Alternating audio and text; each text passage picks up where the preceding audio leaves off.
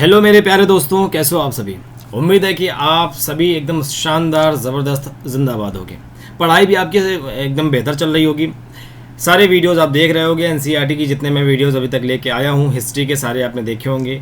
MCQs भी solve कर रहे होगे। कहीं ना कहीं से पढ़ाई तो कर ही रहे होगे, यहाँ से नहीं तो किसी और चैनल से, या आप खुद बुक से पढ़ाई तो कर ही रहे होगे। हमारा मेन उद्देश्य है, मेन फोकस है तैयारी अच्छी करना। वो आप कैसे भी कर रहे हो कोई बात नहीं, आप इस चैनल को देख रहे हो नहीं देख रहे हो कोई बात नहीं, आपकी तैयारी बस अच्छी होनी चाहिए। तो हमने एनसीईआरटी बराबर करते जा रहे हैं, क्योंकि एनसीईआरटी भाई ऐसी चीज़ है कि हम लोग लेते हैं इसको बहुत हल्के में, लेकिन ये हल्की होती नहीं है। ये बहुत ही वजनदार चीज़ है। इससे डायरेक्ट क्वेश्चन हमें देखने को मिलते हैं कॉम्पिटेटिव एग्जाम्स में, लेकिन हमारे पास कभी समय नहीं होता, कभी कोई ऐसे कारण होते हैं जिसकी वजह से हम एनसीईआरटी बुक पढ़ नहीं पाते। इसलिए मैं एनसीईआरटी बुक भी आपको पढ़ा रहा हूँ, वीडियोज़ लाता हूँ, फिर उसके एमसीक्यूज़ भी बनाता हूँ, ताकि आपको पता लगे कि इसके कितने कैसे कैसे किस किस टाइप के क्वेश्चंस बन सकते हैं। ये जो आप क्वेश्चंस देखोगे अभी 50 क्वेश्चन, आप देखना मैंने एनसीईआरटी की ये चैप्टर 4 से बनाए, और देखो कितने बेहतरीन क्वेश्चन बनाए। इससे ये डायरेक्ट क्वेश्चन आपको एग्जाम में देखने को मिल सकता है। किसी भी एग्जाम हो, बैंक हो, एसएससी हो, पीसीएस हो, टेट हो, पेट हो या नेट हो, कोई भी आपका हो, उसमें ये डायरेक्ट क्वेश्चन देखने को मिल सकते हैं। तो बिल्कुल भी हल्के मत लेना। मैंने बड़े इत्मीनान से, बड़े ही मुश्किल से और बड़ा कोशिशों के बाद ऐसे क्वेश्चन निकाल के मैं लाता हूँ, छांट करके। ठीक है, तो चलो आओ सॉल्व करते हैं इन क्वेश्चंस को। 50 क्वेश्चन है, धैर्य बना के रखना और पूरे जिम्मेदारी से और पूरे जोश के साथ इनको सॉल्व करना है। तो चलो हम शुरू करते हैं। क्वेश्चन नंबर पहला है, कहता है कि मुगलों ने भारतीय उपमहाद्वीप में किस प्रकार का शासन स्थापित किया था। The Mughals established what kind of rule in the Indian सब कॉन्टिनेंट। भारतीय उपमहाद्वीप में किस प्रकार का शासन स्थापित किया था। ऑप्शन है आपके, केवल उत्तर भारत तक सीमित राज्य। ऑप्शन नंबर बी, अल्पकालिक सैन्य शासन यानी कि शॉर्ट लिव्ड मिलिट्री रूल, या विस्तृत एवं स्थायी साम्राज्य, या कह रहा है कि केवल व्यापारिक नियंत्रण। इनमें से कौन सा सही है। मुगलों ने भारतीय उपमहाद्वीप में किस तरह का शासन स्थापित किया था, जल्दी बताइए। आपका सी नंबर, यानी कि विस्तृत एवं स्थायी साम्राज्य उन्होंने स्थापित किया था। तो आपका C number answer is correct. A vast and long lasting empire उन्होंने इस्टेब्लिश किया था। किसने? मुगलों ने। ये आप क्वेश्चंस देख रहे हो, ये सारे एनसीईआरटी से मैं लेकर के आया हूँ। एनसीईआरटी को मैंने चैप्टर पढ़ाया है, कक्षा 7 का जो चौथा चैप्टर है, उससे ही मैंने फिर अच्छे एग्जाम पॉइंट ऑफ व्यू से क्वेश्चंस बनाए हैं। नेक्स्ट क्वेश्चन की तरफ चलते हैं। कह रहा है मुगल किस दो महान शासक वंशों के वंशज थे। हमने आपको पढ़ाया था कि जो मुगल थे ये एशिया के ऐसे दो महान वंश थे जिनके वंशज हुए। एक तरफ मैंने बताया था चंगेज़ खान,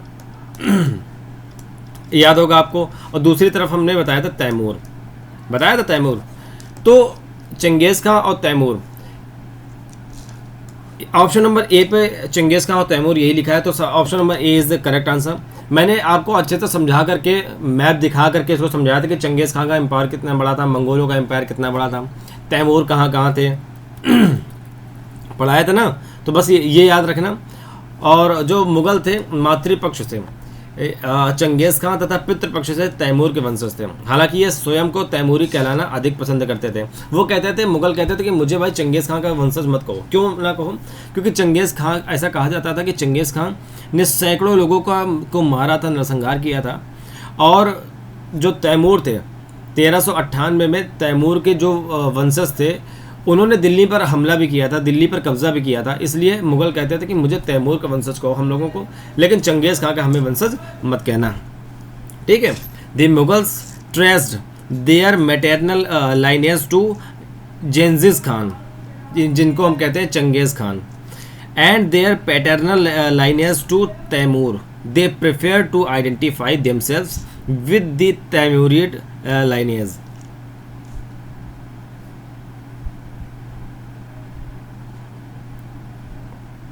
ठीक है, चलो आगे चलते हैं। क्वेश्चन नंबर 3 कह रहा है कि मुगल स्वयं को मुगल कहलवाना पसंद क्यों नहीं करते थे। मैंने अभी ऊपर बताया कि वो कहते थे कि मुझे मुगल मत कहो या मंगोल मत कहो। मंगोल क्यों ना कहो? क्योंकि चंगेज़ खान से वो संबंधित था, और वो कहते थे मत कहो क्योंकि भाई हम नहीं चाहते कि हमारी आइडेंटिटी उनसे रिलेटेड हो। तो आपके ऑप्शन दिए हैं, क्यों नहीं पसंद करते थे। ऑप्शन नंबर ए, वे भारतीय थे इसलिए। ऑप्शन नंबर बी, चंगेज़ खां की स्मृतियाँ नरसंहारों से जुड़ी थी। या ऑप्शन नंबर सी, वे फारसी थे। या ऑप्शन नंबर डी, वे केवल तैमूर के वंशज थे। क्या ऑप्शन सही है? तो हमने बताया था कि वो चंगेज़ खां की वजह से कहते थे भैया हमें इनसे ना जोड़ो, हमें तैमूर से जोड़ दो, हमें चंगेज़ खां से मत जोड़ो, हमें मंगोल मत कहो, क्योंकि मंगोल जब कहोगे तो चंगेज़ खां की स्मृतियाँ हमारे सामने आती हैं कि वो नरसंहार उसने किया था, इसलिए हम नहीं चाहते। तो option number B is the correct answer. ठीक है, अगले क्वेश्चन पे आते हैं। अगला क्वेश्चन क्या कह रहा है? बाबर ने काबुल पर अधिकार कब किया था? बाबर ने काबुल पर अधिकार कब किया था? When did Babur capture Kabul? कब किया था अधिकार? हमने आपको इसको अच्छे से पढ़ाया था, विस्तार से पढ़ाया था। 1504 में बाबर ने काबुल पर अधिकार किया था। ठीक, फरगना से हटने के बाद बाबर 12 साल की उम्र में फरगना के एक तरीके के वहाँ का फरगना का जो था, फरगना हमने आपको बताया था मैप में, फरगना का साम्राज्य इसको मिला था 12 साल की एज में, लेकिन बाद में इसको वहाँ से भगा दिया गया था। तो ये 1504 में काबुल आए, काबुल पर इसने अधिकार कर लिया। फिर वहीं से भी धीरे धीरे करके आगे अपने अभियान चलाते रहे। After losing Fergana, Babur captured Kabul in 1504 and used it as the base for his future campaigns. Okay, आते हैं नेक्स्ट क्वेश्चन में। प्रथम पानीपत का युद्ध किनके बीच में हुआ? पानीपत के युद्ध के बारे में हमने आपको अच्छे से पढ़ाया था चैप्टर में। The first battle of Panipat was fought between हुम? किसके बीच में हुआ था? हमने आपको बताया था कि जब बाबर भारत में आए 1526 में, तो भारत में उस समय इब्राहिम लोदी का शासन था। तो बाबर जैसे ही आए तो इनको इब्राहिम लोदी से इनको झगड़ा करना पड़ा, मतलब युद्ध करना पड़ा। तो बाबर और इब्राहिम लोदी के बीच जो युद्ध होता है उसको कहा गया पानीपत का युद्ध। ठीक है, ये पानीपत का फर्स्ट युद्ध है। तो option number A is the correct answer, Babur और इब्राहिम लोदी। ठीक, अगला है क्वेश्चन, बाबर ने युद्ध में तोपखाने का प्रभावी उपयोग सबसे पहले किस युद्ध में किया था?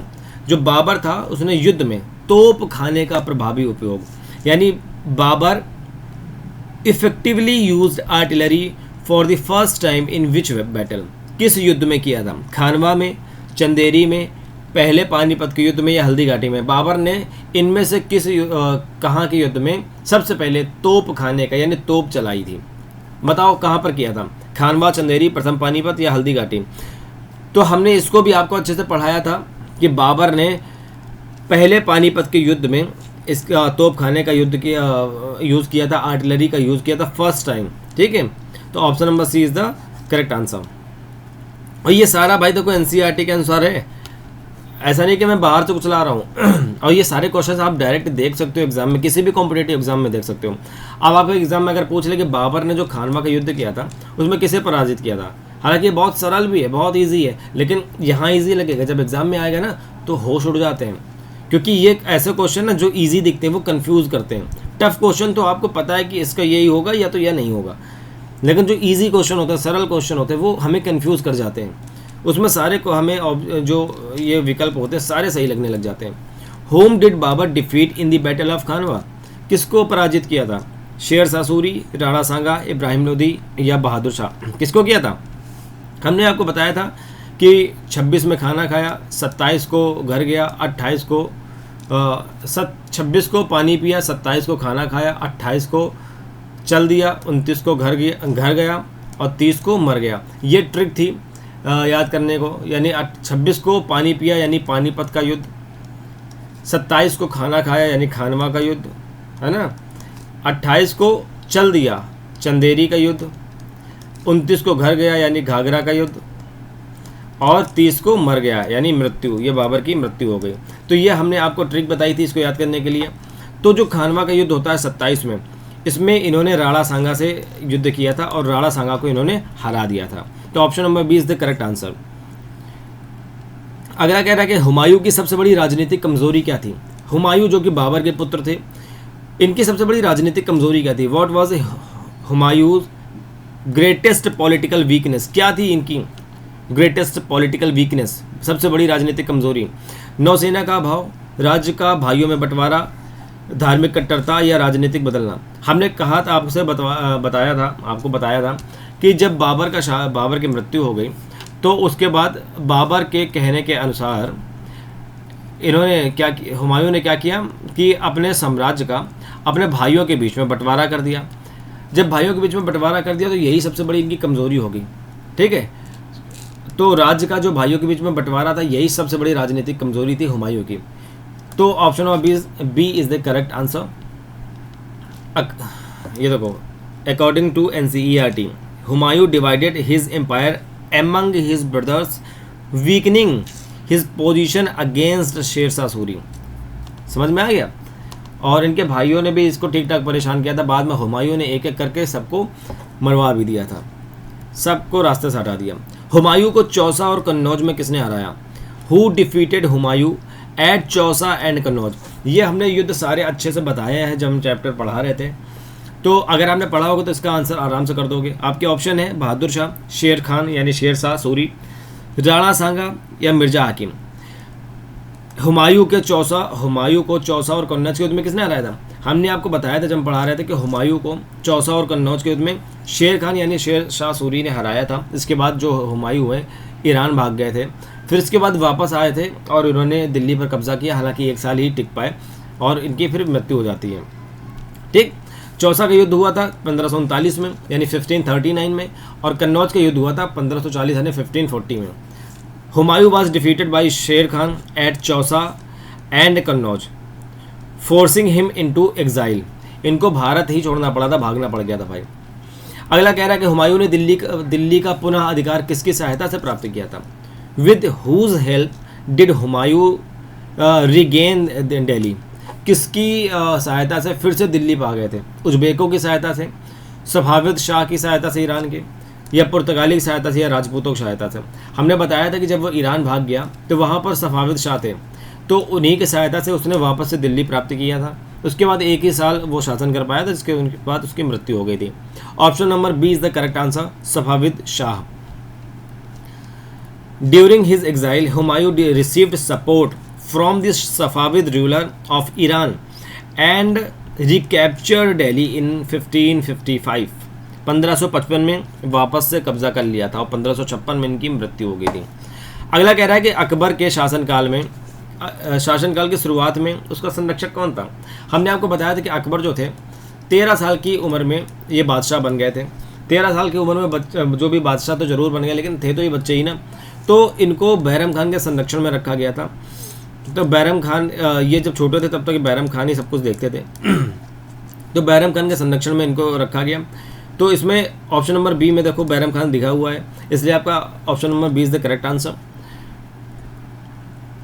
Akbar became emperor at the age of 13 in 1556। During the initial years Bairam Khan acted as his guardian and chief military commander. वो चीफ मिलिट्री कमांडर भी थे और इनके गार्जियन का भी काम किया, क्योंकि हुमायूं की मृत्यु हो गई थी और उनको जब वो बादशाह बन गए थे अकबर, तो उसको संरक्षण की भी ज़रूरत थी। उसको पता नहीं था ना प्रशासन कैसे चलाएंगे। अकबर देखो पढ़ा लिखा भी नहीं था, मैं आपको बता दूं अकबर पढ़ा लिखा नहीं था, लेकिन वो सीखने में बड़ी रुचि रखता था। वो लर्नर अच्छा था, तो वो उसको लगता था जो पाओ वही सीख लो। तो ऐसे सीख के ना वो बहुत ही अच्छा ज्ञानी हो गया। धर्म के बारे में सीखता था, हर चीज़ के बारे में सीखता था। तो इसीलिए आगे चल करके देखो किसी भी मुग़ल बादशाह को ग्रेट नहीं कहा जाता, लेकिन अकबर को द ग्रेट अकबर कहा जाने लगा। क्यों? क्योंकि उसमें सीखने के लिए अलग थी। इसलिए हमेशा कहते हैं कि पढ़ा लिखा होना तो वो तो ठीक है, अलग बात है, लेकिन अगर आपके अंदर सीखने की इच्छा शक्ति नहीं है तो भाई गड़बड़ चीज़ है। अकबर ने चित्तौड़ पर विजय कब प्राप्त की थी? अब ये समझ लो, आप एग्जाम हॉल में बैठे हो और ये पूछ रहे हैं कि बताओ अकबर ने चित्तौड़ पर विजय कब प्राप्त की थी? When did Akbar conquer Chittor? When did Akbar conquer Chittor? जल्दी बताइए, अकबर ने चित्तौड़ पर विजय कब प्राप्त की? When did Akbar conquer Chittor?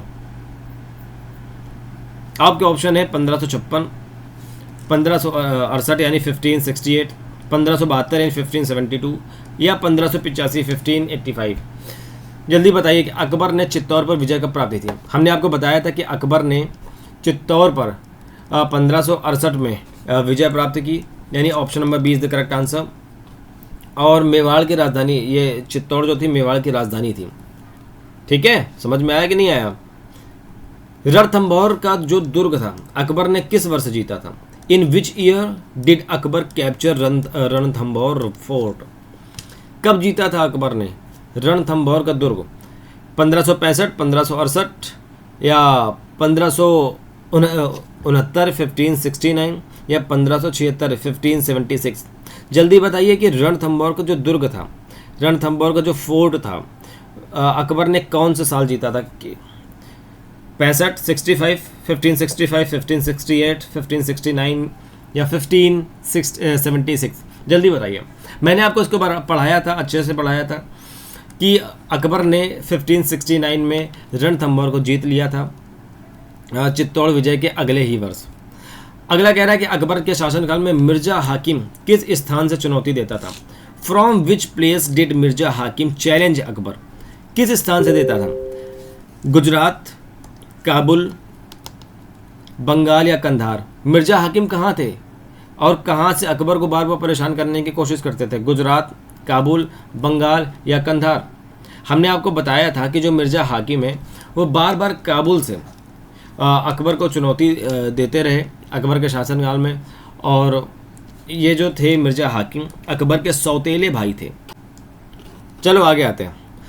Akbar के शासनकाल के अंतिम वर्षों में किस राजकुमार ने विद्रोह किया था? अकबर का जो शासनकाल था उसके लास्ट ईयर्स में कौन सा राजकुमार था जिसने विद्रोह किया था? दारा शिको, मुराद, सलीम या शाह शुजा? किसने किया था? दारा शिको, मुराद, सलीम या शाह शुजा? हमने आपको जब ये चैप्टर पढ़ा रहे थे तो अच्छे से बताया था कि अकबर का जब लास्ट जो अंतिम वो चल रहा था, लास्ट ईयर्स चल रहे थे, तो जो सलीम थे उन्होंने विद्रोह किया, जो सलीम थे, और सलीम आगे चल कर के जहांगीर के नाम से फेमस हो गए और फिर ये बादशाह बन गए। तो इनके अंतिम वर्षों में राजकुमार सलीम ने विद्रोह किया था। ठीक, नेक्स्ट आते हैं। जहांगीर की पत्नी जो थी नूरजहां, इनका असली नाम क्या था? What was the original name of Nurjahan, Jahangir's wife? Jodhabai, Mehrunnisa, Mumtaz Mahal या गुलबदन बेगम? क्या नाम था जहांगीर की पत्नी नूरजहां जो थी, उनका असली नाम क्या था? जोधाबाई, मेहरुन्निशा, मुमताज़ महल या गुलबदन बेगम? ये भी हम चैप्टर पढ़ाते हुए हमने आपको बताया था कि इनका नाम असली क्या था? मेहरुन्निशा था, मेहरुन्निशा। 1611 में जहांगीर ने मेहरुन्निशा से शादी की थी। विवाह के बाद उनको नूरजहां की उपाधि दे दी गई, टाइटल दे दिया गया। इनका असली नाम क्या था? मेहरुन्निशा था। मेहरुन्निशा किसका? नूरजहां का। नूरजहां का प्रभाव सबसे प्रमुख नूरजहां के प्रभाव का सबसे प्रमुख प्रमाण क्या था? What was the strongest evidence of Nurjahan's political influence? Nurjahan के प्रभाव का सबसे प्रमुख प्रमाण क्या था? जल्दी बताइए। उसने नई राजधानी बसा दी थी। She founded a new capital. उसके नाम के सिक्के जारी हुए। Coins were issued by her name. उसने सेना का नेतृत्व किया था। She personally led the army, या उसने मनसबदारी समाप्त कर दी थी। She abolished the mansabdari system. इनमें से क्या सही है, क्या करेक्ट है? जल्दी बताइए। नूरजहां का प्रभाव किसमें था? हमने आपको बताया था कि जो नूरजहां था उसके लिए सिक्के जारी किए गए थे, है ना, सिक्के जारी किया था, यानी ऑप्शन नंबर बी। और इसके हमने इसके चित्र भी दिखाए थे, इनकी मुहर भी दिखाई थी आपको चैप्टर में, और बड़ा विस्तार से बताया था कि नूरजहां के नाम के सिक्के जारी करने लग गए थे जो जहांगीर हैं। वो जहांगीर यानी इनके पति भाई, ये देखो हमने बताया था ना 1611 में विवाह किया था। तो इनका नूरजहां का ठीक ठाक इनका इन्फ्लुएंस था उनके शासनकाल में। जहांगीर ने नूरजहां के सम्मान में ऐसे सिक्के जारी करवाए थे जिन पर उनका नाम अंकित था, नाम लिखा हुआ था, जो उसके राजनीतिक प्रभाव का महत्वपूर्ण प्रमाण है। चलो नेक्स्ट देखते हैं। कह रहा है शाहजहां के शासनकाल में उत्तराधिकार का युद्ध कब हुआ था? शाहजहां का जब शासनकाल चल रहा था उत्तराधिकार का युद्ध लास्ट में हुआ था। सारे मुगल बादशाह के अंतिम जब उनके क्षण चल रहे थे तब उनके उत्तराधिकार का युद्ध हुआ। When did the Mughals war of succession begin during Shahjahan's reign? कह रहा है कि शाहजहां के शासनकाल जब चल रहा था उसके उत्तराधिकार का युद्ध कब हुआ था? 1657 से 58 में हुआ था। शाहजहां की तो बेचारी की ऐसी दुर्गति की गई थी कि इनको आगरा के किला में बंद कर दिया गया था। आज भी जब जाते हो ना आगरा किला, वहाँ पर देखो गाइडर सब बताते हैं। औरंगजेब ऐसे थे, औरंगजेब थे नहीं बल्कि था, सारे भाइयों को निपटा दिया, पिताजी को कैद कर दिया, इसको चाहिए थी भैया सत्ता। 1657 से 58 में शाहजहां के पुत्रों के बीच उत्तराधिकार का संघर्ष हुआ जिसमें अंततः औरंगजेब विजयी हो गए। औरंगजेब एक अदाताई शासक, और इसके बाद पूरा मुगल साम्राज्य ही नष्ट हो गया, बर्बाद हो गया। कई बादशाह तो आए लेकिन वो बादशाह केवल नाम के रहे। अंतिम बादशाह आपको पता ही है, बहादुर शाह जफर। उत्तराधिकारी युद्ध के बाद शाहजहां के साथ क्या हुआ? What happened to Shah Jahan after the war of succession? क्या हुआ? उसे निर्वासित कर दिया गया, उसे आगरा के किले में कैद कर दिया गया, उसने स्वयं सिंहासन छोड़ दिया, या वो ईरान चला गया? हमने अभी आपको बताया कि जब उत्तराधिकार का युद्ध चल रहा था तो औरंगजेब ने क्या किया था, इनको शाहजहां को उठाया और आगरा के किले में कैद कर दिया। बेचारा वहीं से झांका करता था अपने ताजमहल को, है ना, जो उसने अब कहते हैं प्रेम की निशानी है, ये वो फलाना है, वहीं से झांका करता था अपने प्रेम की निशानी को आगरा के किले से। तो option number 20 the correct answer. तो औरंगजेब भाई तुमने बड़ा बुरा किया बेचारे के साथ, भारत को एक धरोहर दे के गया और तुमने उसे कैद कर दिया है। जीवन भर के लिए आगरा के किले में नज़रबंद कर दिया था इसने। औरंगजेब ने बीजापुर और गोलकुंडा को क्रमशः कब मुगल साम्राज्य में मिलाया? कह रहा है कि जो when did Aurangzeb annex Bijapur and Golconda into the Mughal empire respectively? क्रमशः बताना है, डेट बतानी है कि पहले बीजापुर और फिर गोलकुंडा कब किया था? 1663 एवं 1665, या 1670 एवं 1672, या 1685 एवं 1687, 1685 या 1686, 1698 एवं 1700 यानी 1698 और 1700। बताइए जल्दी कौन सा आंसर सही है, कौन सा विकल्प सही है? बीजापुर और गोलकुंडा को बताना है रिस्पेक्टिवली कब एनेक्स किया, कब इसने अपने मुगल साम्राज्य में मिलाया। तो हमने आपको इसको भी बताया था कि औरंगजेब ने बीजापुर और गोलकुंडा को 1685 और 1687 में अपने मुगल साम्राज्य में मिला लिया था। यानी 1685 में इसने बीजापुर को मिलाया था, उसके बाद 1687 में इसने गोलकुंडा को अपने साम्राज्य में मिला लिया था। ठीक है, आते हैं नेक्स्ट क्वेश्चन में। मनसबदार शब्द का अर्थ क्या है? What does the term mansabdar mean? क्या मतलब होता है? कर वसूलने वाला अधिकारी, सरकारी पद या हैसियत प्राप्त अधिकारी, केवल सैन्य अधिकारी, या जागीर का स्वामी? हमने आपको चैप्टर पढ़ाते हुए मनसबदार को बहुत अच्छे से पढ़ाया हुआ है, और मनसबदार का हमने बताया था कि मनसबदार कौन होते थे? मनसबदार वो होते थे जो सरकारी पद या हैसियत प्राप्त एक ऑफिसर है, an officer holding an official rank, वही है मनसबदार। तो option number 20 the correct answer. आ जाते हैं नेक्स्ट क्वेश्चन में। कह रहा है मनसबदारी व्यवस्था में जात संख्या किसका निर्धारण करती थी? In the mansabdari system the zat rank determined which of the following? किसका निर्धारण करती थी? जागीर का क्षेत्रफल बताती है। कौन? जात। दरबार में प्रतिष्ठा एवं वेतन बताते हैं कि जो प्रतिष्ठा जितनी बड़ी जात होगी उतना ज़्यादा प्रतिष्ठा और उतना ज़्यादा वेतन होगा। या घोड़ों की संख्या बताती है कि जितनी ज़्यादा जात होगी और उतनी ही ज़्यादा घोड़े रखने। या टैक्स रेट बताता है। तो हमने आपको बताया था कि मनसबदारी व्यवस्था में बताते हैं कि जिसकी जितनी ज़्यादा बड़ी जात होगी, जितना ज़्यादा जात का निर्धारण किया जाएगा, उसकी प्रतिष्ठा उतनी ही ज़्यादा होगी और उसका वेतन भी उतना ही ज़्यादा होगा। अगला क्वेश्चन कह रहा है कि जिन मनसबदारों को सैन्य उत्तरदायित्व दिया जाता था उन्हें क्या रखना पड़ता था?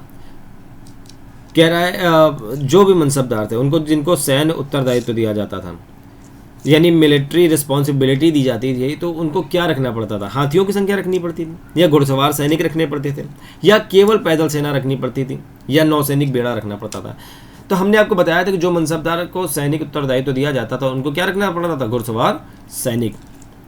Option number B is the correct answer. ठीक है, घुड़सवार सैनिक रखना पड़ता था। अगला कह रहा है कि मुगल मनसबदारों को वेतन के बदले सामान्यतः क्या दिया जाता था?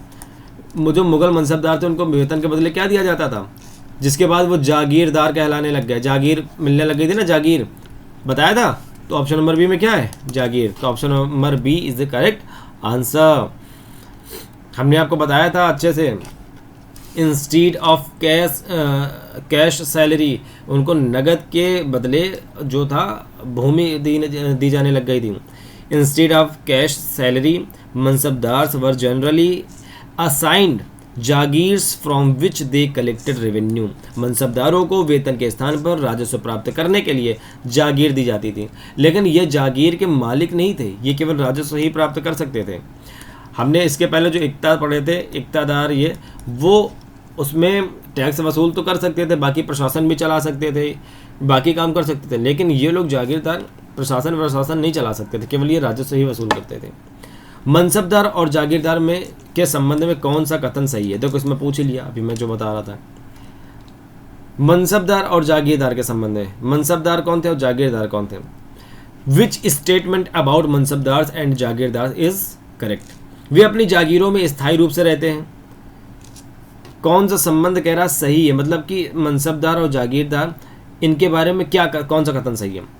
वे अपनी जागीरों में स्थायी रूप से रहते थे, वे जागीरों का प्रशासन स्वयं चलाते थे, वे जागीरों से स्वयं राजस्व प्राप्त करते थे, या वे जागीर के स्वतंत्र शासक होते थे। अभी हमने आपको बताया कि जो जागीरदार या मनसबदार होते थे वो क्या करते थे, इनसे राजस्व की प्राप्ति करते थे, बाकी वो कुछ नहीं कर सकते थे। तो option number C is the correct answer. ठीक, अगला क्वेश्चन देखते हैं। अगला क्वेश्चन कह रहा है कि औरंगजेब के शासनकाल में जागीरदारी जो व्यवस्था थी उसका प्रमुख समस्या क्या बन गई? What became the major problem in the jagirdari system during Aurangzeb reign? क्या समस्या बन गई, प्रमुख समस्या क्या बन गई किसकी? जागीरदारी व्यवस्था की। किसके काल में? औरंगजेब के काल में। जागीरों की संख्या बढ़ गई थी, मनसबदारों की संख्या घट गई, या उपलब्ध जागीरों की कमी हो गई, या कर वसूली समाप्त हो गई। तो हमने आपको बताया था कि औरंगजेब के शासनकाल आते आते क्या हुआ कि जागीरों की बहुत कमी हो गई। कई ऐसे जागीरदार थे जिनको वेट करना पड़ता था कि भैया हमें जागीर मिले, और जैसे ही उनको जागीर मिलती थी वो क्या करते थे, अब ये भूमि का टुकड़ा इनको मिला तो ये क्या करते थे कि जितना हो सके इससे रेवेन्यू निकाल लो, निचोड़ लो, किसानों को परेशान करो, कैसे भी करो, ज़्यादा से ज़्यादा रेवेन्यू निकाल लो, क्योंकि पता नहीं कब ना इससे हटा दिया जाए। तो उसके काल में जागीरों की बहुत कमी हो गई थी। There was a shortage of available jagirs. Okay, तो option number C is the correct answer. अगले आ जाते हैं, जब्त व्यवस्था का संबंध किससे था? The zabt system was related to which of the following? जब्त व्यवस्था, अब देख लो अगर ये पूछ लेता है एग्जाम में तो क्या आप आंसर कर पाओगे इसका? आपके विकल्प हैं सैन्य संगठन यानी मिलिट्री ऑर्गेनाइजेशन, भूमि राजस्व निर्धारण यानी लैंड रेवेन्यू असेसमेंट, या न्याय व्यवस्था जुडिशियल सिस्टम, या व्यापारिक नियंत्रण यानी ट्रेड रेगुलेशन। जब्त व्यवस्था किससे संबंधित थी? तो हमने आपको बताया था कि जो जब्त व्यवस्था थी वो किससे संबंधित थी? भूमि राजस्व के निर्धारण से, यानी कि option number B is the correct answer. जब्त व्यवस्था के अंतर्गत भूमि का मापन, उत्पादन का आकलन तथा उसके आधार पर कर निर्धारित किया जाता था। द जब्त system involved land measurement, assessment of produce and fixation of land revenue. ठीक है, तो समझ में आया जब्त व्यवस्था क्या थी? जब्त व्यवस्था के अंतर्गत भूमि का मापन किया जाता था, उत्पादन का आकलन किया जाता था कि कितना उत्पादन होता है, और उसके आधार पर टैक्स फिर निर्धारित किया जाता था कि अब ऐसे ही हम टैक्स लेंगे। टोडरमल ने 10 साल व्यवस्था किस उद्देश्य से लागू की थी? जो टोडरमल थे, Todarmal introduced the dahshala system for what purpose? जो दहशाला व्यवस्था लाए थे तो किस उद्देश्य से लागू की थी? सेना के विस्तार, भूमि राजस्व का वैज्ञानिक निर्धारण, राजधानी का विकास, या धार्मिक सुधार? जल्दी बताइए, टोडरमल ने दहशाला व्यवस्था लागू जो की थी किस उद्देश्य से लागू की थी? तो हमने आपको बताया था कि जो टोडरमल थे उन्होंने भूमि राजस्व के वैज्ञानिक निर्धारण के लिए क्या किया था? दहशाला सिस्टम लागू किया था, scientific assessment of land revenue, यानी option number B is the correct answer. ठीक है, इन्होंने क्या किया था? टोडरमल ने लगभग 10 वर्षों के आंकड़े एकत्रित किया था और उसी 10 वर्षों के आंकड़ों के आधार पर औसत उत्पादन निकालकर भूमि राजस्व निर्धारित कर दिया था। मुगल प्रशासन में जमींदार शब्द का प्रयोग किन के लिए किया जाता था? In the Mughal administration the term जमींदार रिफर टू होम? किसके लिए जमींदार शब्द का उपयोग किया जाता था? केवल जो बड़े भूस्वामी होते थे उनके लिए, केवल ग्राम प्रधान के लिए, राजस्व वसूली में मध्यस्थ स्थानीय प्रमुख या सरदारों के लिए, या मनसबदारों के लिए? हमने आपको कई बार कहा कि अगर केवल आ जाए तो ये समझ लो कि 99% तो वही गलत हो गया, तो ये दोनों तो यही गलत हो गया। अब कह रहा है कि मनसबदार को जमींदार कहते थे, या राजस्व वसूली में जो मध्यस्थ थे स्थानीय प्रमुख या सरदार उनको कहते थे? तो हमने आपको बताया था कि जो राजस्व वसूली में मध्यस्थ स्थानीय प्रमुख या सरदार हुआ करते थे तो उनको मुगल साम्राज्य में जमींदार कहा जाता था। ये जो जमींदार थे स्थानीय मुखिया, कुलीन या शक्तिशाली सरदार हो सकते थे जो किसानों और राज्य के बीच मध्यस्थ की भूमिका निभाते थे। ठीक है, चलो आगे आ जाते हैं। आगे क्या कहता है? अगला क्वेश्चन है क्वेश्चन नंबर 30। क्वेश्चन नंबर 30, निम्नलिखित में से जब्त व्यवस्था किन क्षेत्रों में प्रभावी रूप से लागू नहीं हो सकी? जब्त व्यवस्था, अभी जब्त व्यवस्था क्या है, हमने ऊपर बताया कि जब्त व्यवस्था किससे संबंधित थी। ये देखो अभी हमने यहाँ पर बताया कि जो जब्त व्यवस्था थी, ये भूलना बिल्कुल नहीं, जब्त व्यवस्था का संबंध किससे था? जब्त व्यवस्था का संबंध आपके भूमि राजस्व के निर्धारण से था कि भूमि में मापन होता था, उत्पादन का आकलन होता था और उसी आधार पर टैक्स लिया जाता था। तो जब्त व्यवस्था भूमि के राजस्व से संबंधित थी। अब कह रहा है कि जब्त व्यवस्था किन क्षेत्रों पर प्रभावी लागू ही नहीं हो सकी? इन विच regions could the zabt system not be effectively implemented? कहाँ पर लागू नहीं हो सकी? पंजाब और कश्मीर में, गुजरात और बंगाल में, मालवा और मेवाड़ में, या काबुल और कंधार में? तो हमने आपको बताया था कि जो जब्त व्यवस्था है वो गुजरात और बंगाल में लागू नहीं हो पाई थी। गुजरात और बंगाल में लागू ही नहीं हो पाई थी। गुजरात और बंगाल जैसे प्रांतों में भूमि का नियमित सर्वेक्षण कठिन होने के कारण जब्त व्यवस्था प्रभावी रूप से लागू नहीं हो सकी। ठीक है, द जब्त system could not be effectively implemented in provinces like Gujarat and Bengal because systematic land surveys were difficult there। बड़ा मुश्किल था वहाँ पर, इसलिए वहाँ पर लागू नहीं हो सकी। अगला कह रहा 31 अकबरनामा। अकबरनामा के लेखक कौन है? अकबरनामा को हमने अच्छे से बताया था कि अकबरनामा में 3 जिल्द होती हैं और तीसरी जिल्द का नाम क्या था? आईने Akbari. Who was the author of the Akbarnama? किसने लिखा था अकबरनामा? तो अकबरनामा लिखा था अबुल फजल ने। अबुल फजल, जिसमें अकबर के बारे में लिखा। अकबर ने कहा कि भाई एक काम करो अबुल फजल, तुम हमारे दरबार का इतिहास लिखो। उसने कहा ठीक है मालिक, लिखते हैं। तो उसने शुरू कर दिया। तो अबुल फजल ने लिख डाली अकबरनामा। आईने अकबरी मुख्यतः किस विषय से संबंधित है? आईने अकबरी, हमने आपको बताया था कि जो अकबरनामा है, अगर आपने क्लास अच्छे से लिया होगा, अकबरनामा में 3 जिल्द होती हैं, 3 जिल्द, और जो तीसरी जिल्द है इसमें आईने अकबरी की चर्चा की गई। आईने अकबरी में अकबर के प्रशासन के बारे में अच्छे से बताया गया, डिस्क्राइब किया गया है। तो जो आईने अकबरी मुख्यतः किस विषय से संबंधित है? अकबर के युद्धों का वर्णन, मुगल प्रशासन एवं शासन व्यवस्था, बाबर का जीवन, या जहांगीर की आत्मकथा। बताइए आईने Akbari mainly deals with which of the following? किससे संबंधित है? भैया हमने आपको बताया कि आईने अकबरी मुख्यतः मुगल प्रशासन एवं शासन व्यवस्था से संबंधित थी। ठीक है, option number B is the correct answer. अगला आ जाते हैं, देखो है आईने अकबरी में प्रशासन, मनसबदारी, राजस्व व्यवस्था, सेना तथा दरबार का विस्तृत वर्णन मिलता है, और ये तीसरी जिल्द थी अकबरनामा की। अगला आ जाते हैं, अकबर की सुलह ए कुल नीति का मूल सिद्धांत क्या था? What was the basic principle of Akbar's sulh e kul policy? क्या था मूल सिद्धांत? केवल इस्लाम का प्रचार करना, सभी धर्मों के प्रति सहिष्णुता, सभी पर समान टैक्स, या केवल राजपूतों से मैत्री? तो हमने यहाँ पढ़ा था कि अकबर जो थे वो सभी धर्मों के प्रति सहिष्णुता रखते थे, इसलिए उन्होंने सुलह ए कुल की पॉलिसी शुरू करी। ठीक, सुलह ए कुल का अर्थ है सभी के लिए शांति। इसका उद्देश्य सभी धर्मों के लोगों के साथ समान व्यवहार करना था। समझ में आ गया? अकबर ने विभिन्न धर्मों के विद्वानों से चर्चा करने के लिए किस स्थान की स्थापना करी थी? कह रहा Akbar established which place for discussions with scholars of different religions? कहाँ पर किस स्थान की स्थापना करी थी जहाँ पर सभी धर्मों के विद्वान को बुलाते थे, चर्चा करते थे? दीवान आम, इबादत खाना, बुलंद दरवाज़ा, या लाल किला? तो हमने आपको बताया था, देखो लाल किला तो हो नहीं सकता, आपको भी पता है, इतना तो ध्यान होगा। तो ये विकल्प काटने को चाहिए। बुलंद दरवाज़ा ये भी नहीं है, और अब आते दीवान आम और इबादत खाना। इनमें हमने पढ़ा था कि जो इबादत खाना है, इबादत खाना, ये देखो ऑप्शन नंबर बी इबादत खाना है, वो उसने फतेहपुर सीकरी में स्थापित करवाया था ताकि सारे धर्मों के विद्वानों को बुलाए और उनकी चर्चा करवाए, डिबेट करवाए और उसमें उससे ज्ञान अर्जित करे। ठीक है, तो फतेहपुर सीकरी में बनवाया था इबादत खाना। ठीक, चलो आते हैं नेक्स्ट क्वेश्चन में। नेक्स्ट क्वेश्चन क्या कहता है? अकबर के शासनकाल में संस्कृत ग्रंथों का फारसी में अनुवाद क्यों करवाया? अकबर के शासनकाल में जो संस्कृत ग्रंथ थे उसका फारसी में अनुवाद क्यों कराया था?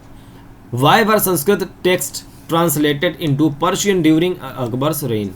क्यों करवाया था भैया? व्यापार बढ़ाने के लिए, विभिन्न संस्कृतियों की भी समझ बढ़ाने के लिए, या कर वसूली यानी टैक्स कलेक्शन के लिए, या सेना को प्रशिक्षित करने के लिए। भैया सेना को प्रशिक्षित करना और संस्कृत ग्रंथों का फारसी में अनुवाद करने से क्या संबंध है? कुछ समझ में नहीं आ रहा है। टैक्स वसूली के लिए नहीं भैया, व्यापार बढ़ाने के लिए ना भाई ना, ये तो बिल्कुल कोई तर्क ही नहीं बैठ रहा। विभिन्न जो संस्कृतियां थी, to promote understanding among different cultures, इसने क्या किया था? संस्कृत ग्रंथों का फारसी में अनुवाद करवाया था। Option number B is the correct answer. ठीक है, नेक्स्ट आ जाते हैं। अगला कह रहा है कि निम्नलिखित कथनों पर विचार कीजिए। Consider the following statement. Akbar धार्मिक सहिष्णुता में विश्वास करता था। इबादत खाना में केवल मुस्लिम विद्वानों को प्रवेश मिलता था। सुलह कुल का उद्देश्य सभी धर्मों के प्रति समान व्यवहार था। अब बताइए क्या सही है? 1 और 2, 1 और 3, 2 और 3, 1, 2 और 3। देखिए दूसरे में क्या लिखा है? इबादत खाना में केवल मुस्लिम विद्वानों का प्रवेश मिलता था। क्या यह सही है? पहली बात केवल आ गया तो इसको यहीं पर खत्म कर दो। तो 1 और 2, 1 में कह रहा अकबर धार्मिक सहिष्णुता में विश्वास करता था। हाँ जी करता था। सुलह कुल का उद्देश्य सभी धर्मों के प्रति समान व्यवहार था। हाँ जी था। तो 1 और 3 is the correct answer. Option number B is the correct answer. Okay, आ जाते हैं अगले क्वेश्चन में।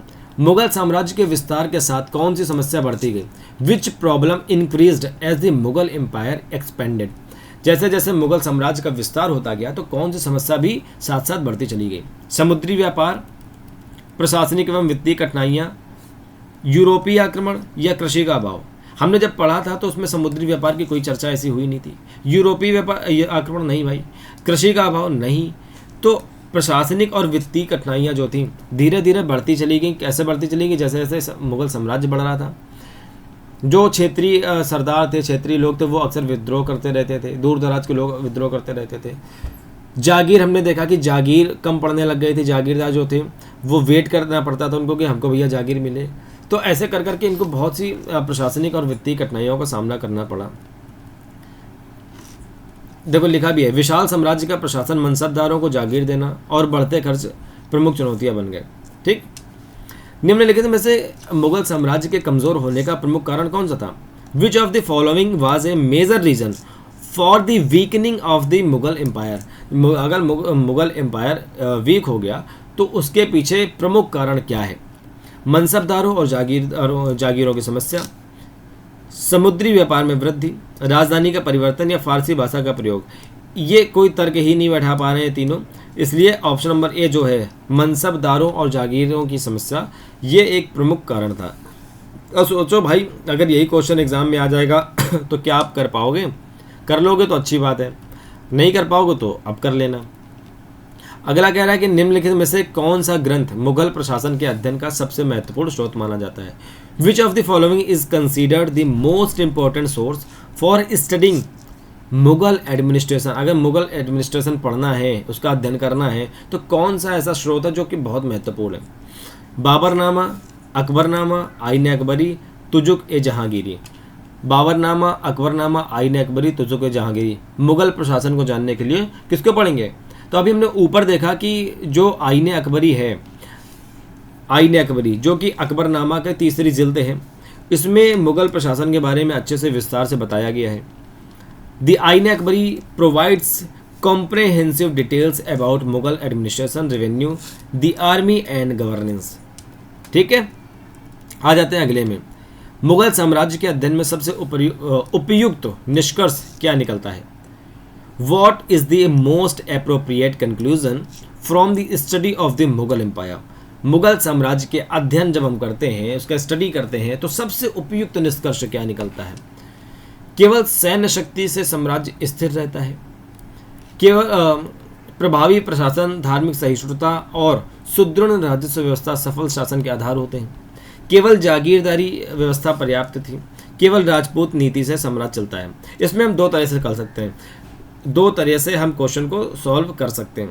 पहला हमने बता दिया, जहाँ केवल आ जाए वो तो गलत ही होता है। तो 3 में केवल आया, 3 गलत हो गया, बचा 1, तो option number B is the correct. दूसरा, हमने देखा जब चैप्टर भी पढ़ा और हमने इन सारे इतने MCQs में देख भी लिया कि जो प्रभावी प्रशासन, धार्मिक सहिष्णुता और एक मजबूत राजस्व व्यवस्था, अगर ये तीनों हैं तो आपका शासन सफल होगा। वरना कोई भी शासन हो, पहले का हो, आज का हो, ये डगमगा ही जाएगा कि अगर उसके राजस्व व्यवस्था, धार्मिक सहिष्णुता यानी कि सभी धर्मों के प्रति समान रूप से जो सम्मान है वो नहीं होगा, या प्रभावी प्रशासन अच्छे से पकड़ नहीं होगी, तो भाई वो शासन प्रशासन डोल ही जाएगा। अगला कह रहा है कि 41 निम्नलिखित कथनों पर विचार कीजिए, consider the following statement. Mughal प्रशासन के संदर्भ में मनसबदारी व्यवस्था में प्रत्येक मनसबदार का जो पद और वेतन निर्धारित होता था, प्रत्येक मनसबदार को अनिवार्य रूप से जागीर दी जाती थी, मनसबदारों का स्थानांतरण समय समय पर किया जाता था। कौन सा करेक्ट है? मनसबदारी व्यवस्था में प्रत्येक मनसबदार का पद और वेतन निर्धारित था, प्रत्येक मनसबदार को अनिवार्य रूप से जागीर दी जाती थी, अनिवार्य रूप से मनसबदारों का स्थानांतरण यानी ट्रांसफर टाइम टेम्पर करते रहते थे। 1 और 3, 2 और 3, 1 और 2, 1, 2 और 3। तो हमने बताया था मुगल प्रशासन के उसमें कि जो मनसबदारी व्यवस्था है उसमें हर मनसबदार का पद और वेतन एक तय था। ठीक। दूसरा कह रहा मनसबदारों का जो ट्रांसफ़र है वो समय समय पर कर दिया जाता था। तो 1 और 3 तो सही है, लेकिन जो हर मनसबदार को अनिवार्य रूप से जागीर दी जाती थी, ये भाई ये ज़रूरी नहीं था कि हर मनसबदार को जागीर दी ही जाए, है ना। मनसबदारी व्यवस्था में पद और वेतन निश्चित होते थे तथा स्थानांतरण भी किया जाता था। सभी मनसबदारों को जागीर मिलना अनिवार्य नहीं था। The mansabdari system fixed rank and salary and transfers were common, not every mansabdar necessarily received a jagir. भैया सबको ज़रूरी नहीं था कि सभी को जागीर मिल ही जाए, लेकिन मनसबदारी व्यवस्था में पद और वेतन निश्चित थे, फिक्स्ड थे। ठीक है, समझ में आ गई बात। आ जाते हैं 42 नंबर पे। बस 8 क्वेश्चन और बचे हैं, आप जीता हैं इस क्लास की जंग। ठीक। निम्नलिखित में से किसका संबंध भूमि राजस्व सुधारों से? विच of the following is associated with land revenue reforms? किसका संबंध भूमि राजस्व सुधारों से? बैरम खान, राजा टोडरमल, अबुल फजल या बीरबल? हमने बताया था कि अकबर के काल में जो राजा टोडरमल थे, इन्होंने भूमि सुधार के लिए देसाला पद्धति या ये सब लाए। तो राजा टोडरमल जो है ऑप्शन नंबर बी में यही करेक्ट आंसर है। टोडरमल ने भूमि मापन, औसत उपज और जब्त प्रणाली के आधार पर राजस्व व्यवस्था को व्यवस्थित किया था। Raja Todarmal introduced systematic land measurement and the zabt revenue system. तो आपका जो उत्तर है बी, राजा टोडरमल, वही सही है। ठीक। आईने अकबरी का प्रमुख उद्देश्य क्या है? आप समझ लो कि आप एग्जाम में बैठे हो, जिस एग्जाम की तैयारी कर उसी में बैठे हो, और उसमें पूछ लिया कि आईन ए अकबरी का प्रमुख उद्देश्य क्या था? What was the primary purpose of आईन अकबरी? क्या था? बाबर की आत्मकथा, अकबर के प्रशासन का विवरण, औरंगजेब के युद्धों का वर्णन, शाहजहां की उपलब्धियों का वर्णन। अगर आपने क्लास अच्छे से लिया होगा तो मैंने आपको बताया था कि अकबर के प्रशासन का विवरण उसमें किस में दिया गया है? आईन अकबरी में दिया गया है। अकबरनामा लिखी गई थी ना, अकबरनामा। उसमें 3 जिल्द थी, यानी 3 पार्ट कह सकते हो। उसमें जो 3rd जिल्द थी उसको कहा गया आईन अकबरी, जिसमें अच्छे से बताया गया है मुगल साम्राज्य का प्रशासन, मुगल साम्राज्य के बारे में। तो option number B is the correct answer. ठीक। आ जाते हैं सुलह कुल का अर्थ क्या है? सुलह कुल आपके ऑप्शन है धार्मिक युद्ध, सार्वभौमिक शांति एवं सहिष्णुता, केवल इस्लामी शासन या सैन्य विस्तार। हमने अभी अभी बताया था कि सुलह कुल का अर्थ था सार्वभौमिक शांति एवं सहिष्णुता, इसलिए option number B is the correct answer. आ जाता है नेक्स्ट। निम्नलिखित कथनों पर विचार करना है। इबादत खाना की स्थापना अकबर ने फतेहपुर सीकरी में करी। यहाँ विभिन्न धर्मों के विद्वानों के बीच विचार विमर्श होता है। बताओ, केवल एक सही है, केवल 2 सही है, या दोनों सही है, या दोनों गलत है? जल्दी बताइए। हमने बताया था इबादत खाना जो है अकबर ने फतेहपुर सीकरी में बसाया है, बिल्कुल सही बात है। और यहाँ विभिन्न धर्मों के विद्वानों को बुलाया जाता था, डिबेट कराई जाती थी, विचार विमर्श होता था, तो दूसरा भी सही है। तो 1 और 2 दोनों करेक्ट हैं। Option number C is the correct answer. आ जाते हैं अगले में, 4 और बचे। नूरजहां के संबंध में कौन सा कथन सही है? Which statement is correct regarding Nur Jahan? उन्होंने बाबर की सहायता की। जहांगीर के शासनकाल में उनका महत्वपूर्ण राजनीतिक प्रभाव था। वे शाहजहां की पुत्री थीं या वे अकबर की संरक्षिका थीं? क्या सही है नूरजहां के संबंध में? हमने नूरजहां के बारे में बताया था कि जहांगीर के शासनकाल में उनका महत्वपूर्ण राजनीतिक प्रभाव था, और इनका असली नाम क्या था? मेहरुन्निसा था। हमने ऊपर बताया था ना। तो यही देखो, जहांगीर के शासनकाल में नूरजहां का प्रशासन एवं राजनीति पर गहरा प्रभाव था। समझ में आ रहा है? 47 नंबर क्वेश्चन क्या कह रहा है? शाहजहां के शासनकाल में, अरे भैया डिस्टर्ब नहीं करो, शाहजहां के शासनकाल के बाद उत्तराधिकार युद्ध किसके बीच हुआ? After Shah Jahan the war of succession took place among whom. Shah Jahan के शासनकाल में, अकबर के काल में हुआ, अकबर के बाद जितने भी मुगल बादशाह, सभी के अंतिम क्षण में उनके बच्चों ने आपस में लड़ाई करी। क्यों करी लड़ाई? क्योंकि भैया वो साम्राज्य के लिए। और तो शाहजहां के शासनकाल में उत्तराधिकार का युद्ध तो बहुत ही खतरनाक हुआ। शाहजहां को आगरा के किले में कैद कर दिया, बेचारा वहीं से ताजमहल को झांका करता था। मृत्यु तक ये शाहजहां वहीं कैद रहे। किसने कैद किया था? औरंगज़ेब ने। और औरंगज़ेब और उनके भाइयों के बीच में ठीक ठाक युद्ध हुआ था, शाहजहां के पुत्रों के बीच। ठीक है, option number C is the correct answer. पुत्र यानी कि दारा शिकोह, औरंगज़ेब, शुजा और मुराद ये थे और इनके बीच युद्ध हुआ। और औरंगज़ेब ने धीरे धीरे दिमाग लगा के सभी को मार दिया, कत्ल कर दिया। कह रहा औरंगज़ेब की दक्कन नीति का प्रमुख परिणाम क्या है? साम्राज्य की आर्थिक और सैन्य कमजोरी, राजस्व में अत्यधिक वृद्धि, उत्तर भारत में पूर्ण शांति या मनसबदारी व्यवस्था का अंत। औरंगज़ेब की दक्कन नीति का प्रमुख परिणाम क्या था? जल्दी बताइए। साम्राज्य की आर्थिक एवं सैन्य कमजोरी, राजस्व में अत्यधिक वृद्धि, उत्तर भारत में पूर्ण शांति, मनसबदारी व्यवस्था का अंत। क्या रिजल्ट आया? इसका रिजल्ट ये आया कि साम्राज्य की आर्थिक एवं सैन्य कमजोरी साबित हो गई, क्योंकि लंबे दक्कनी अभियानों ने मुगल संसाधनों पर भारी दबाव डालना शुरू कर दिया था। ठीक, 49 नंबर क्वेश्चन क्या कह रहा है कि निम्नलिखित कथनों पर विचार कीजिए। Consider the following statement. Option है औरंगज़ेब की दीर्घकालीन दक्कन नीति ने साम्राज्य के संसाधनों पर दबाव डाला, यह भी हमने ऊपर पढ़ा। जागीरदारी संकट मुगल पतन का एक कारण था। ये ऐसे सोचो कि इसके पहले अभी तक हमने कुछ नहीं किया भाई, ये यही क्वेश्चन एग्जाम में आ गया है, अब आपको करना है, दिमाग लगाओ। कह रहा औरंगज़ेब की जो दीर्घकालीन दक्कन नीति थी उसने साम्राज्य के संसाधनों पर दबाव डालना शुरू कर दिया। जागीरदारी संकट मुगल पतन का एक कारण बन गया। यह मुगलों में उत्तराधिकार का निश्चित नियम कि आपको ऐसे ऐसे जो मुगलों में था कि उत्तराधिकारी कौन बनेगा, ये एक फिक्स था। ये बताइए। ऑप्शन है 1 और 2, 2 और 3, 1 और 3 या 1, 2, 3 सभी। तो हमने आपको बताया था कि ये जो है ये ऑप्शन नंबर ए 1 और 2, यानी कि मुगलों में उत्तराधिकार का कोई निश्चित नियम नहीं था। इसमें ऐसा नहीं था कि घर का बड़ा बेटा ही राज्य संभालेगा, नहीं। इनमें क्या होता था, जितने बेटे हैं, जितने संतान हैं, सभी में राज्य को बांट दो, ऐसा था। और जो जागीरदारी संकट है वो मुगल पतन का एक कारण था। हमने बिल्कुल देखा कि आने वाले समय में जागीर कम पड़ गई थी देने के लिए। औरंगजेब ने जब दक्कन की नीति चलाई थी, दक्कन गया था, तो उसको पता लग गया था कि साम्राज्य में संसाधन कम है, बहुत बड़ा ही दबाव पड़ा।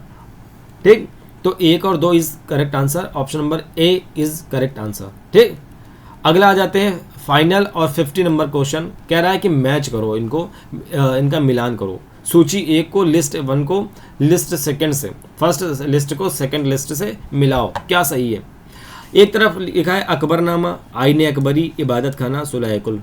बिल्कुल सरल क्वेश्चन है, बिल्कुल इजी क्वेश्चन है। ये भी आप नहीं कर पा रहे हो तो भाई गड़बड़ बात है। दूसरी तरफ कह रहा है प्रशासनिक विवरण, अकबर का इतिहास, धार्मिक विचार विमर्श, सार्वभौमिक सहिष्णुता। अब बताइए अकबरनामा क्या थी? अकबरनामा, अच्छा सुलह कुल तो पता ही होगी ना। सुलह कुल क्या थी? सुलह कुल यानी कि धार्मिक विचार विमर्श थी। नहीं भैया, इबादत खाना धार्मिक विचार विमर्श के लिए बनाया गया था। जो सुलह कुल की नीति थी वो सार्वभौमिक सहिष्णुता यानी सभी धर्मों की सम्मान के लिए था। आईने अकबरी क्या था? आईने अकबरी में प्रशासनिक विवरण दिए गए कि मुगल प्रशासन कैसे कैसे चलता था। अकबरनामा में अकबर का इतिहास दिया गया है। समझ में आ गई बात? अकबरनामा में अकबर का इतिहास के बारे में बताया गया है। और इसकी तीसरी जिल्द जो थी आईने अकबरी, उसमें मुगलों का प्रशासन बताया गया है कि मुगलों का प्रशासन कैसे चलता था। ये हमने एनसीईआरटी में आपको पढ़ाया हुआ है। तो 1 का 2, 2 का 1। ठीक, 1 का 2, 2 का 1, ये 1 नंबर बिल्कुल सही है। तो option number A is correct answer. ठीक, आपके ये क्वेश्चन हो गए पूरे 50 क्वेश्चन हमने कर दिए पूरे, 50 MCQs। आप अपना स्कोर बताइए कि 90% प्लस हुआ कि नहीं। अगर नहीं हुआ तो ये क्लासेस लीजिए जाके एनसीईआरटी की। और मेरे भाई मेरी बहनों, एक चीज़ हमेशा याद रखना कि हमें पढ़ाई अच्छे से करनी है, क्योंकि कंपटीशन बहुत हाई है। आप ये मत सोचो कि आप किस एग्ज़ाम की तैयारी कर रहे हो। ये जीएस का पोर्शन सभी के लिए ज़रूरी है। हम एक एक करके रोज़ मेहनत करके क्लासेस आपके लिए ला रहे हैं, इसको पढ़ो अच्छे से, स्पीड बढ़ा के कर लो। अगर आपको स्लो लग रहा है या तेज़ लग रहा है तो स्पीड स्लो करके देख लो। कैसे भी करो, हमें पढ़ाई पूरी होनी चाहिए, हमें पढ़ाई अच्छी होनी चाहिए। नए हो तो चैनल को सब्सक्राइब कर लेना, अच्छा लगा हो तो इसको लाइक कर लेना, हो सके तो दोस्तों में शेयर भी कर देना, ताकि इससे मेरी मदद हो जाए, कुछ लोग उसको सब्सक्राइब कर लें। और कोई बात हो तो कमेंट भी मार देना, ताकि हमें पता लगे कि आपके मन में क्या चल रहा है, आप क्या पूछना चाहते हैं। आगे अब अगला जो क्लास आएगी, अगला जो वीडियो आएगा, उसके लिए आप तैयार हो जाए। मिलते हैं अगले वीडियो में, तब तक अपना ख्याल रखें। Bye bye, take care.